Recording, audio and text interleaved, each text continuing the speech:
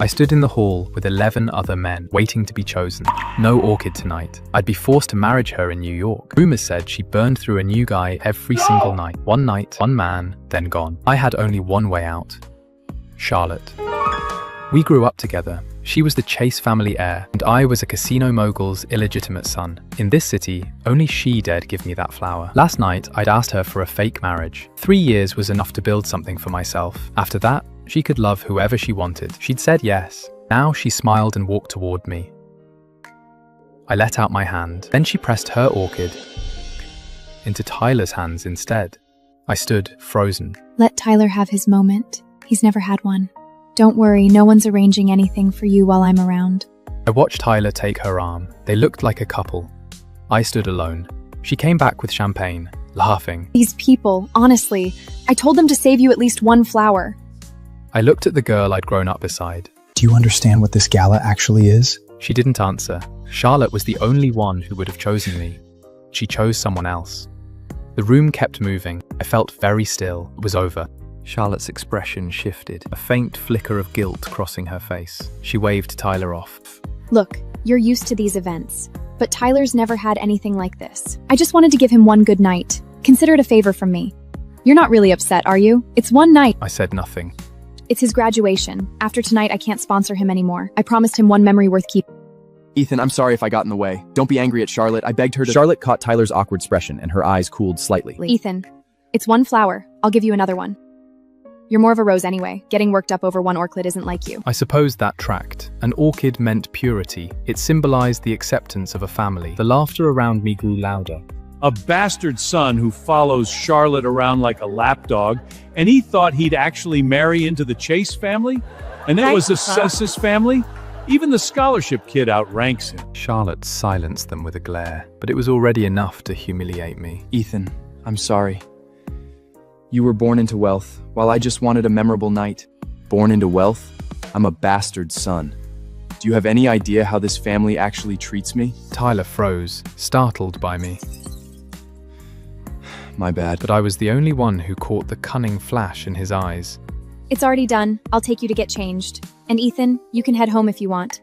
Home. Where exactly was that supposed to be? Then they left. Vanessa Lee appeared almost instantly. You smell amazing, Mr. Holt. Charlotte told me to give you an orchid. I didn't. I told you stop chasing her and try me instead. But you never listened. How's it feel now? Embarrassing, Charlotte right? knew this woman despised me. I just needed 3 years. I just needed 3 3 years to build years. enough leverage to break free from my family's control. But my stepmother couldn't stand the sight of me. She was already rushing to throw me out. Ethan Holt, if you weren't so pretty, you'd be nothing. You really think the Chase family is going to protect you forever? Vanessa, don't touch what's mine. I thought you picked the scholarship kid. Why are you still keeping Ethan around? My business, not yours. Why didn't you do anything? I felt nothing but deep, tired disappointment. Wasn't this what you arranged? I can look out for you and still talk to other people, Ethan. I'm not required to stand next to you all night. But you know what tonight's gala means. Can we get some drinks? Is that okay? Sure, tonight's yours. Whatever you want. Whatever it is, we'll talk tomorrow. I'll come find you. I almost laughed out loud. Tomorrow, you'll have to find me in New York. The shyness he wore earlier was gone, replaced by something colder. You have everything, Mr. Holt. Do you really need to take this too? I should never have helped Charlotte choose him for that scholarship. You grew up with everything you could want. All I wanted was one night under Charlotte's protection. I let out a quiet sneer. You think I had it better than you? My mother died young.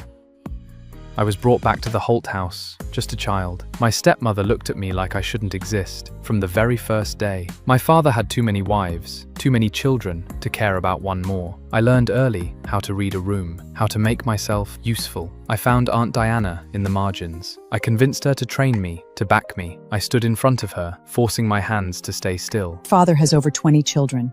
Why would I believe a bastard son can beat all of them? Because I have no weakness, and I'm willing to fight dirty. But my time hadn't come yet.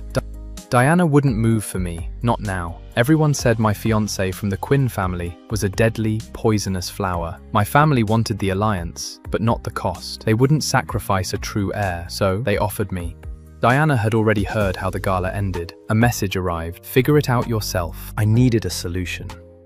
Well, can you get the orchid back from Tyler? Just for one night. I'll return it in the morning. Charlotte blinked, clearly caught off guard. That's a bit awkward, isn't it? I already gave it. Stop trying to take things from Tyler. The orchid had a gold-trimmed edge, custom made. There was no replacing it. The restraint I'd held all night finally snapped. Charlotte, you promised. Why did you have to humiliate me tonight of all nights? Ethan, no one in this city will touch you. The only person who could ever want you is me.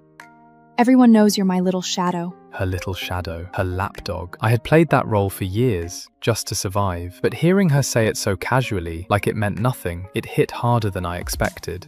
Don't be angry at Charlotte, Ethan. Ethan, one night. Stop being difficult. Tomorrow he goes back to his normal life. I gave Charlotte a long, lingering look, then turned and walked out of the gala. Aunt Diana's car was already waiting outside. You lost. Tomorrow you go to New York. What happens after that is your problem. I'll come back. We'll see.